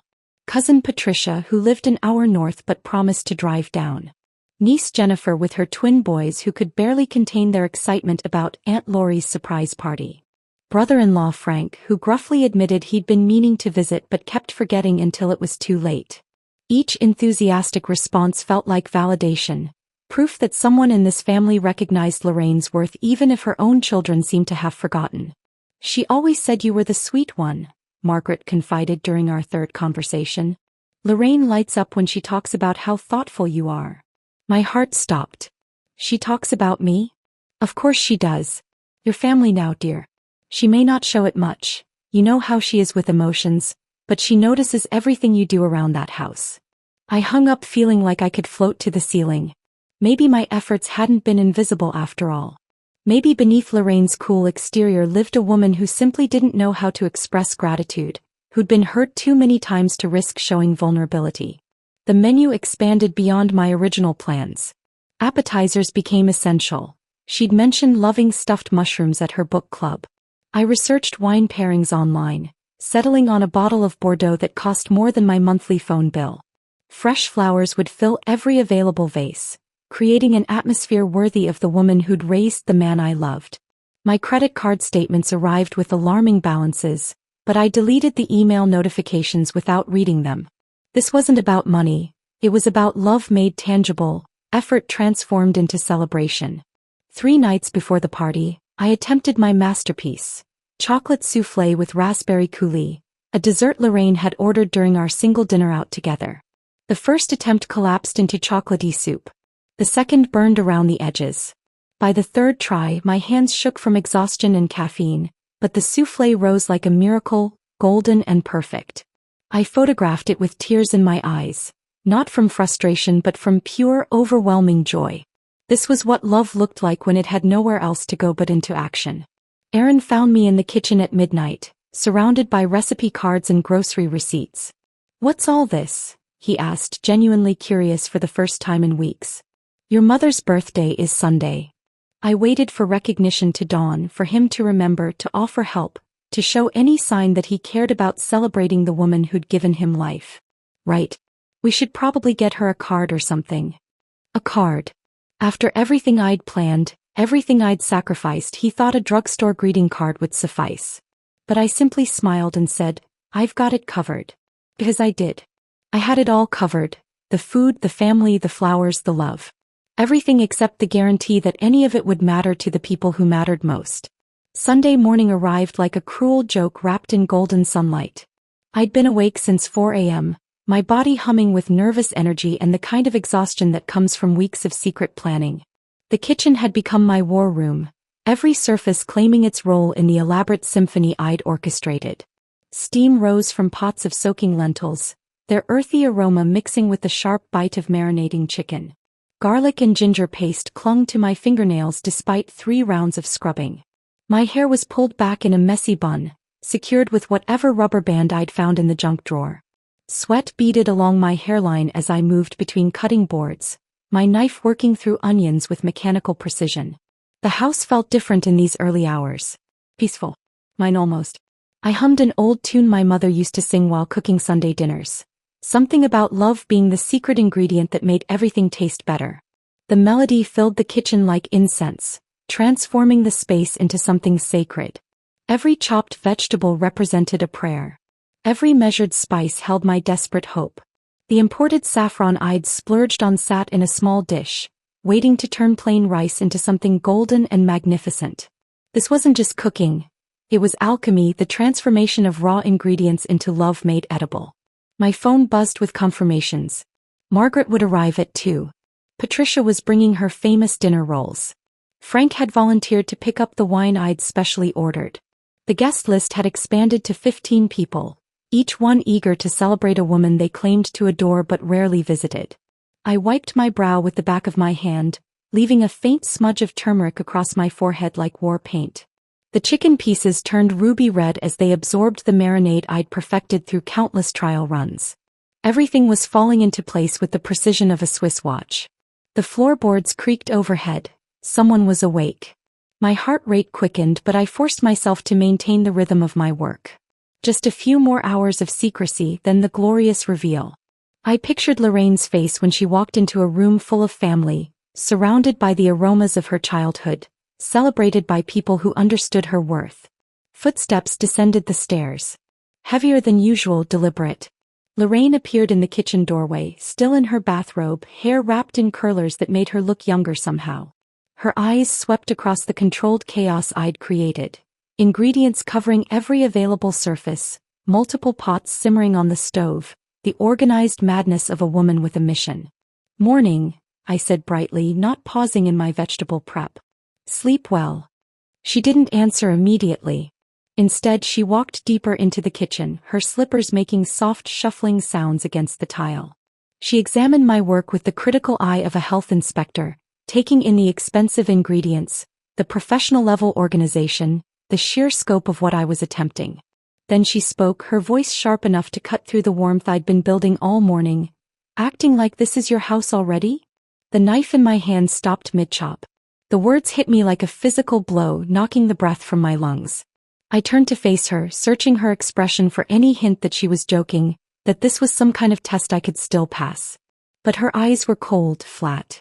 Annoyed, as if I'd committed some unforgivable transgression by daring to cook in her kitchen. By caring enough to try. Before I could formulate a response, Eliza's voice drifted down the hallway. "What's all that noise? Some of us are trying to sleep." She appeared moments later, still in pajamas, her hair a mess of tangles and attitude. Her gaze landed on the vegetables I'd arranged by color and size, the expensive cuts of meat, the imported spices that had cost me a week's grocery budget. Without warning, she grabbed a 5-pound bag of rice from the pantry and let it drop near my feet. The plastic split on impact, sending white grains skittering across the floor like tiny pearls. The sound was deafening in the morning quiet. "Well, someone's desperate to impress," she laughed, but there was no humor in it. Only cruelty dressed up as amusement. The rice crunched under my feet as I stepped back, each grain a small explosion of my crumbling composure. This wasn't happening. This couldn't be happening.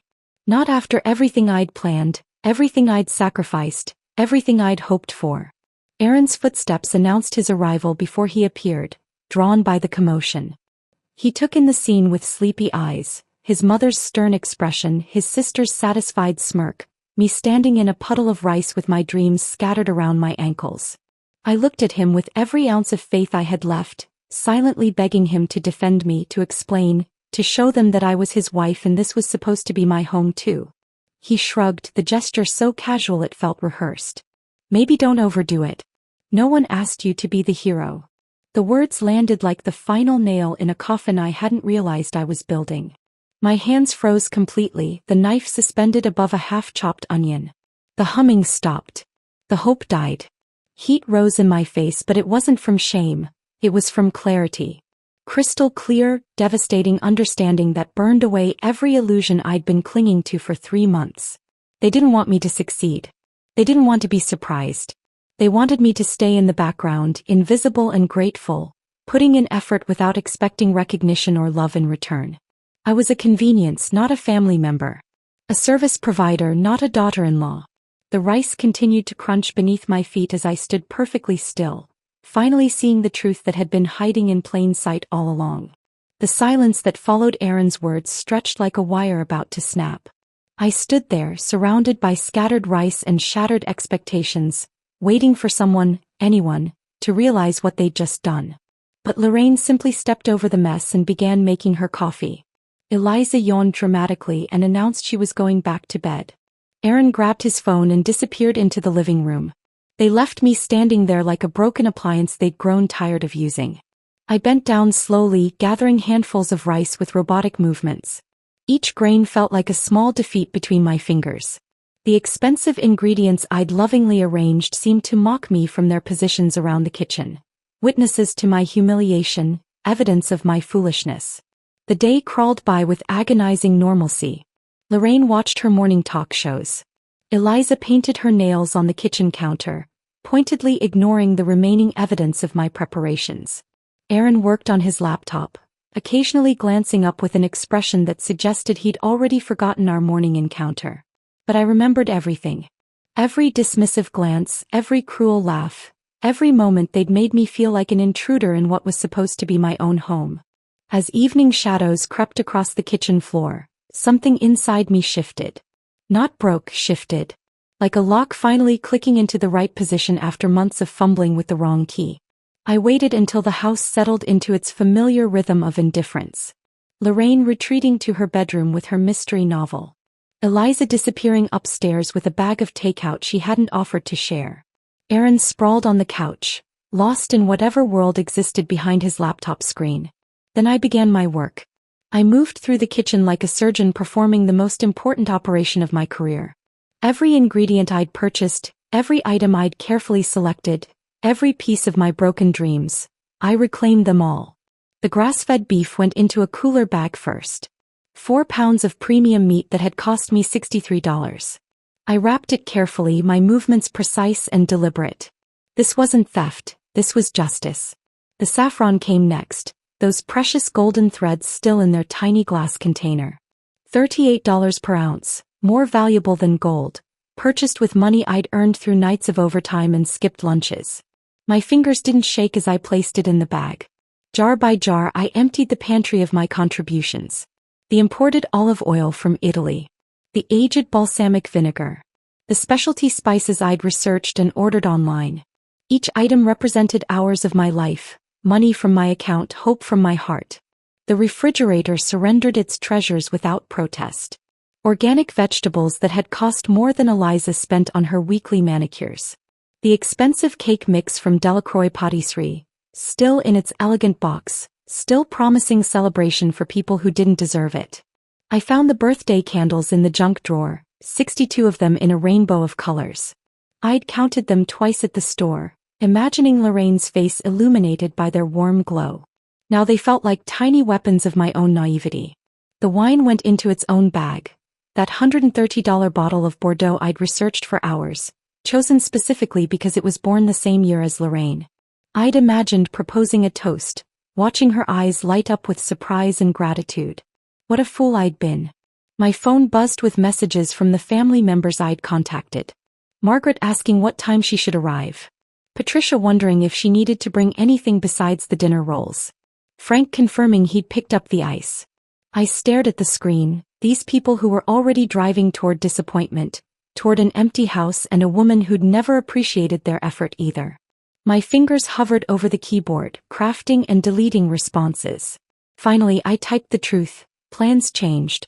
Lorraine wasn't interested in celebrating after all. The responses came quickly. Confusion. Disappointment. Margaret's voicemail filled with genuine sadness for a celebration that would never happen. These people had been willing to drop everything for someone who couldn't even pretend to want their love. I deleted the entire group chat. The kitchen looked different now. Sterile, ordinary, stripped of the potential I'd imagined it held. The expensive ingredients had been its costume jewelry, making it appear more valuable than it actually was. Without them, it was just another room in a house that had never been mine. I found a pen and a scrap of paper, writing 5 words that summarized 3 months of wasted effort.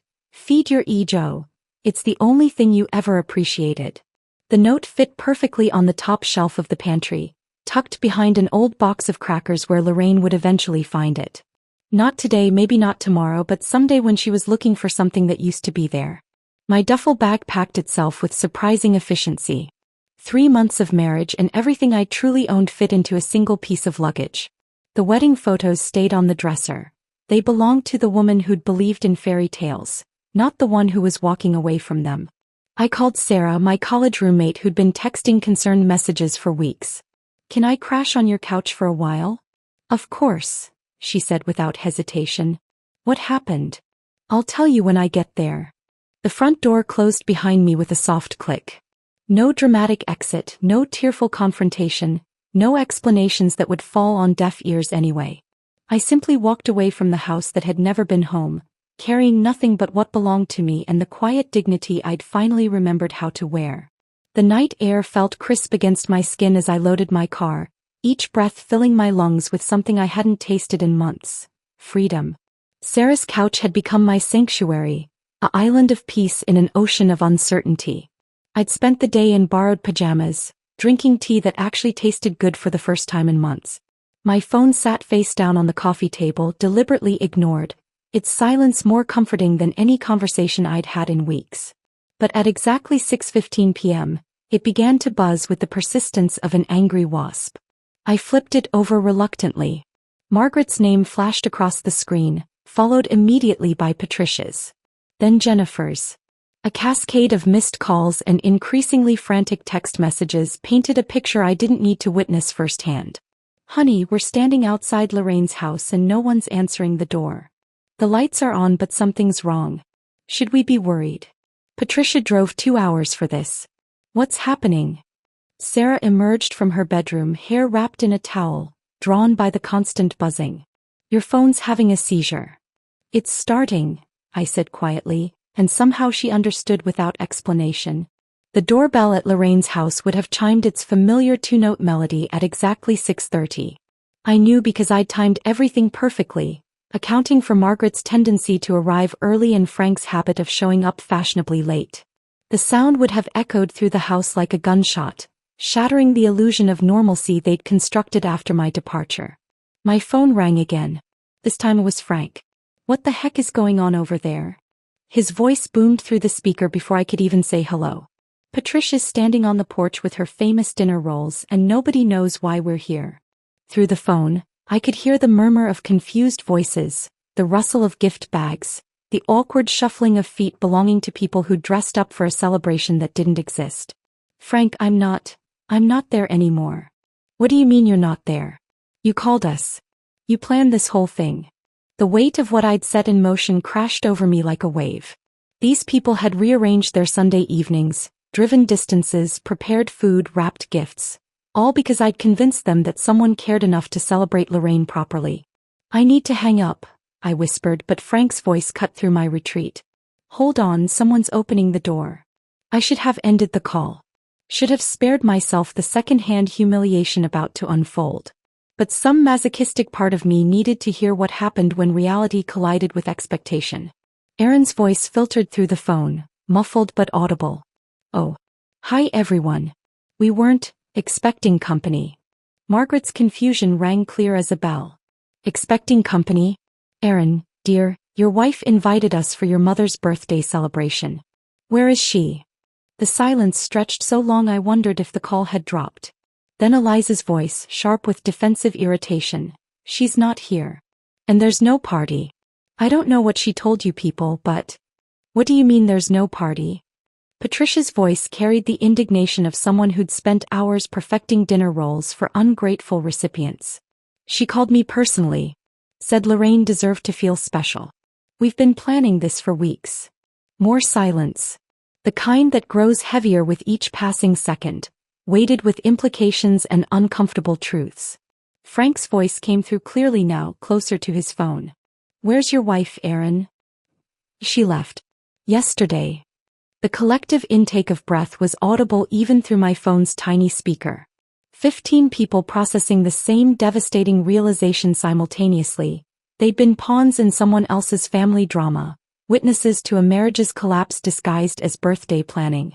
Jennifer's voice, younger and more direct than the others. She left? Why would she leave right before the party she planned? Aaron's response was barely a mumble, but Frank's phone caught it anyway. There was a misunderstanding. What kind of misunderstanding? Margaret's teacher voice emerged, the tone she'd probably used to extract truth from decades of fibbing students. This time it was Lorraine who answered, her words carrying the brittle defensiveness of someone caught in an uncomfortable spotlight. She was being presumptuous, acting like she owned the place. We never asked for any of this. The silence that followed was different, not confused but shocked. The kind of quiet that happens when people witness something so fundamentally wrong they need time to process it. Uncle Frank, usually the most diplomatic person in any room, spoke with a coldness I'd never heard from him before. Presumptuous? She tried to honor you, Lorraine. She called every single one of us excited about celebrating your birthday. She said you deserved to feel special. Well, nobody asked her to. Nobody asked her to love you? Margaret's voice cut through Lorraine's protest like a knife through paper. Nobody asked her to care enough about this family to spend her own money, her own time, her own heart trying to make you happy? My grip tightened on the phone. These people barely knew me, had met me only briefly at the wedding, yet they understood something that Lorraine, Aaron, and Eliza had missed entirely. Patricia's voice joined the chorus, trembling with disappointment. I made 4 dozen dinner rolls. Frank drove from Springfield. Margaret canceled her book club.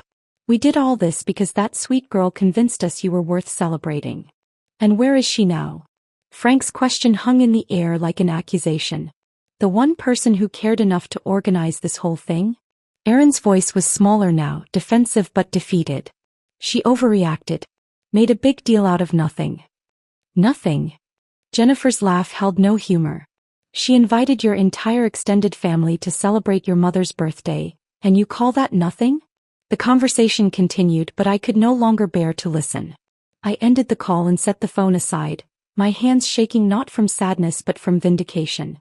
Strangers had seen my worth more clearly than the people who were supposed to love me. Sarah sat beside me, offering silent comfort as my phone continued its relentless buzzing. Messages of support from people who'd witnessed the truth, apologies from relatives who finally understood what had really happened, and one text that made my throat tight with emotion. It was from Margaret. That family doesn't deserve you, honey. But we see you. We see what you tried to do. Margaret's text glowed on my screen like a beacon, but I set the phone aside without reading the others. The buzzing had finally stopped, leaving behind a silence that felt different from the oppressive quiet of Lorraine's house. This silence belonged to me. You okay? Sarah asked, settling into the armchair across from me with her own cup of tea. I think so. The words surprised me with their honesty. Actually, I think I'm better than okay. She studied my face with the careful attention of someone who'd known me through college heartbreaks and career disappointments. Look, different. Lighter maybe. I felt lighter. Like I'd been carrying invisible weights for months and had finally set them down. The constant tension in my shoulders was gone. The knot in my stomach had disappeared. For the first time in 3 months, I could breathe without measuring each exhale against someone else's expectations. I need to get out of here for a bit, I said, surprising myself again. Not forever, just. I need some air that doesn't smell like other people's disappointment. The evening had turned crisp, typical for early March. I walked without destination, letting my feet choose the path while my mind slowly untangled itself from the web of obligation and hope I'd been trapped in. Street lamps cast pools of yellow light on empty sidewalks, and somewhere in the distance, A dog barked once then fell silent. 3 blocks from Sarah's apartment, I discovered a small cafe I'd never noticed before. Moonlight Brew announced itself in modest cursive across a window that glowed with warm amber light. Through the glass, I could see mismatched furniture, local art on exposed brick walls, and exactly the kind of unpretentious atmosphere I hadn't realized I'd been craving. The bell above the door timed softly as I entered. Only a handful of customers occupied the space. A young couple sharing a laptop, an elderly man reading a thick paperback, a woman about my age sketching in a notebook. No one looked up. No one expected anything from me. "What can I get you?" The barista's smile was genuine but undemanding, the kind of professional kindness that asked for nothing in return. "Earl Grey tea, please." And I scanned the display case, my eyes landing on a simple slice of lemon cake. That one. Good choice. The lemon cake is homemade. My grandmother's recipe.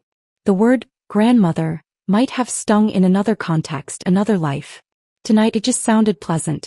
Someone's beloved family recipe, shared freely with strangers who had no obligation to appreciate it. I chose a table by the window, settling into a chair that had probably been secondhand when the cafe opened but felt more comfortable than the designer furniture I'd been tiptoeing around for months. The tea arrived in a mismatched cup and saucer, the cake on a small plate that bore tiny chips along its edge. Perfect imperfections. No pretense. No performance. Steam rose from my cup as I wrapped my hands around it, letting the warmth seep through my palms. The first sip was exactly what tea should be, strong enough to matter, delicate enough to savor. The lemon cake was moist and tart, with the kind of simple satisfaction that expensive desserts often missed in their complexity. Outside the window, the city moved at its unhurried Sunday evening pace. A family walked by, parents and 2 small children bundling toward home after what looked like dinner out. The kids were animated, gesturing wildly as they told some story that made their parents laugh. No one was performing. No one was keeping score. They were just living. Another couple passed, older, walking slowly with linked arms. The woman pointed at something in a shop window, and her partner leaned in to see what had caught her attention. Such a small gesture, but it spoke of decades of paying attention to each other's interests, of caring about the tiny things that brought each other joy. I took another bite of cake and realized I was smiling. Not the careful, measured smile I'd perfected for Lorraine's approval, but the unconscious expression of someone who was genuinely content. When had I last felt this way? Before the wedding, certainly. Maybe before the engagement. Before I'd started editing myself to fit into spaces that were never meant for me. My phone remained silent in my purse. Aaron hadn't called. Neither had Lorraine or Eliza. Part of me had expected some attempt at damage control, some grudging acknowledgement that maybe they'd handled things poorly. But their silence was perhaps the most honest communication we'd had in months. They weren't sorry. They were probably relieved.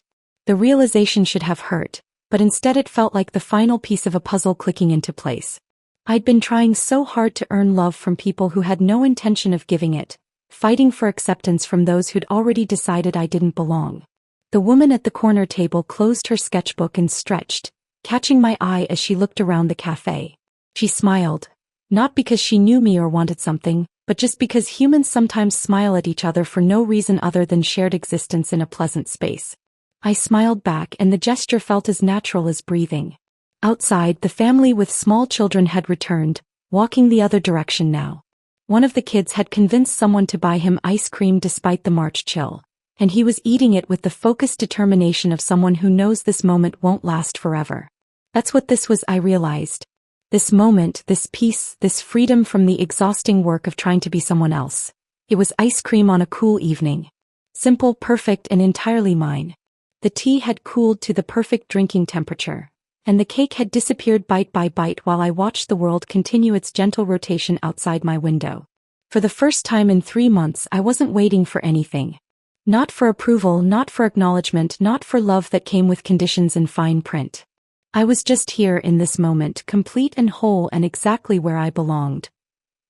If this story of quiet dignity and self-respect had you completely captivated, hit that like button right now.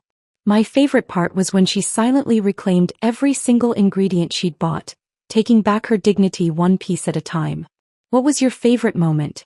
Drop it in the comments below. Don't miss more powerful stories of finding your worth. Subscribe and hit that notification bell so you never miss an upload.